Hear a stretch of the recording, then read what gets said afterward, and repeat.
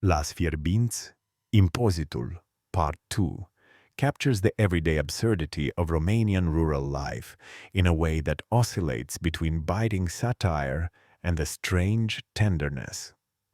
The episode unfolds in the fictional village of Fierbinți, where bureaucracy, greed, and simple survival collide.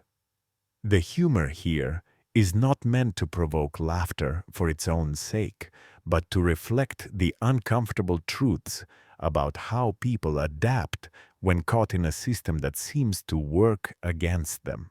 Every scene feels like a microcosm of Romanian society, balancing the grotesque with the charming, the cynical with the sentimental. The story opens with the local authorities introducing a new tax, one so confusing that even the officials themselves cannot fully explain it.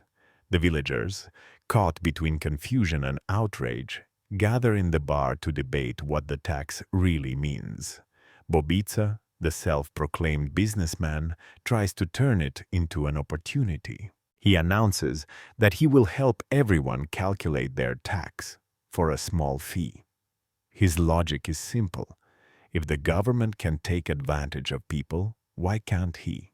It's in moments like these that the show's writing shines, revealing how corruption and improvisation intertwine, becoming survival mechanisms rather than moral failures.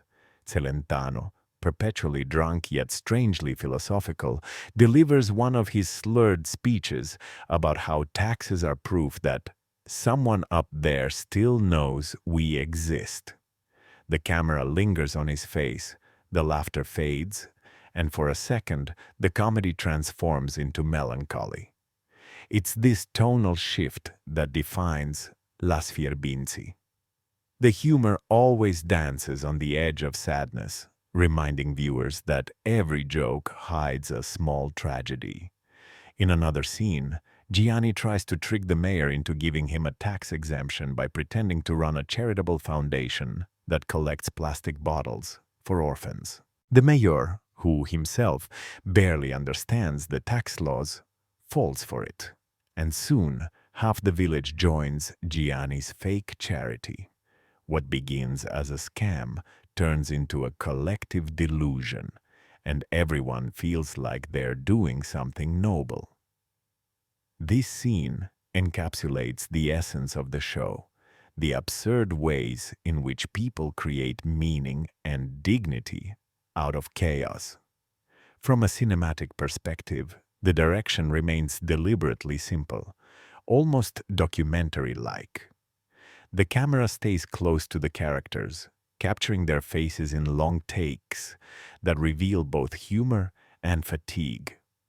The dialogue is fast, overlapping, filled with idioms that could only come from Romanian villages, and yet the themes, fear of authority, need for belonging, quiet rebellion, are universal. What makes Impozitul Part 2 stand out is the way it explores how people rationalize injustice. Nobody believes in the fairness of the system, yet nobody truly revolts against it either. They adapt, they joke, they find loopholes, and in doing so, they preserve their humanity. The show never preaches, it observes. The final scene brings all the characters together at night, sitting outside the bar, calculating their taxes under the dim light of a single bulb. Someone jokes that they should start taxing laughter too, since it's the only thing left they can afford. The line lands not as a punchline, but as a moment of collective resignation. The laughter fades, the music plays softly, and the camera pulls back to show the whole village in silence.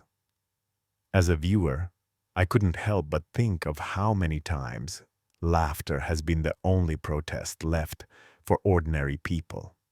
Watching this episode reminded me of my own grandparents' stories about paying meaningless fees during the 1990s, when no one understood where the money went.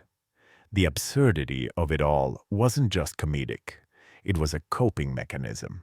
Impozitul Part 2 captures that timeless human instinct. When reality becomes unbearable, humor becomes a weapon.